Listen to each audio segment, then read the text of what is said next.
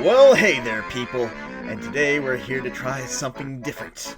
We're here at the kitchen and we're going to be making a cake, but not just any ordinary cake. Through the dark and twisted arcane secrets of the white man, I have discovered a cursed recipe that shall inflict horror unseen since that red panda caused 9/11. We're going to be making a chocolate mayo cake. 1927, the Oakland Tribune printed the first recipe for a mayonnaise cake. Martha Lee, the writer who first shared this forbidden knowledge, must have been like, instead of putting eggs and oil, how about I put some mayo in it? It's pretty much the same thing.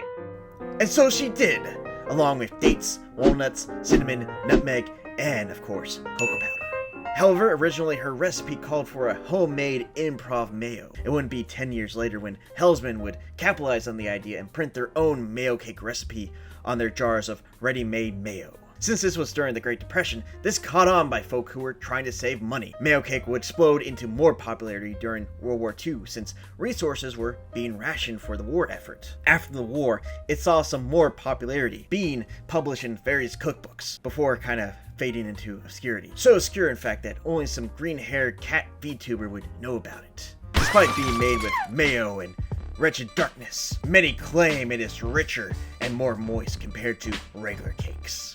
There are many recipes that speak of this heresy.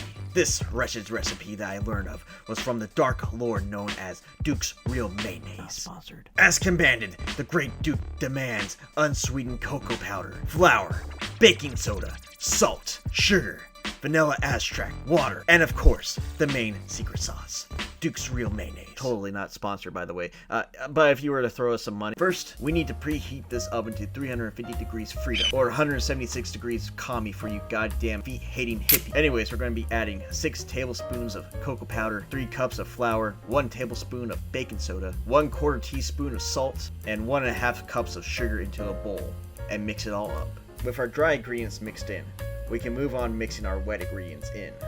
Now, we're going to plop 1.5 cups of our Dukes into the bowl.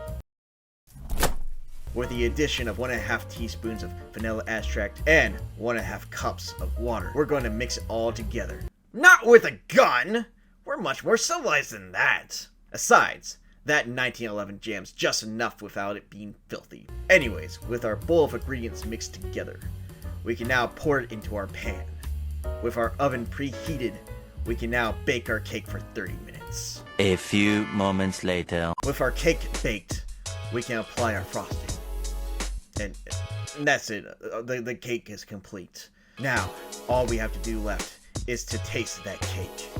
Does the mayo cake really live up to the hype? Or is it truly cursed?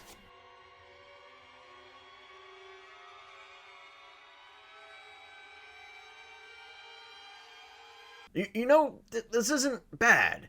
It's actually pretty good.